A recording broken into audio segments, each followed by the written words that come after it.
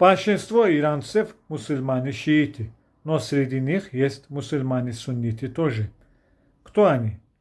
Сунниты Ирана. Первые – талыши.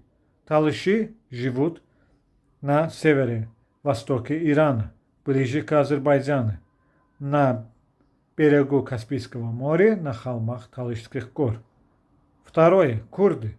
Курды живут на севере-западе Ирана, ближе к Азербайджану, Ирака и Турции. Еще туркмены. Туркмены живут на северо-востоке Ирана, ближе к Туркменистану. Еще белуджи. Белуджи живут в юго-востоке Ирана, ближе к Пакистану и Афганистану.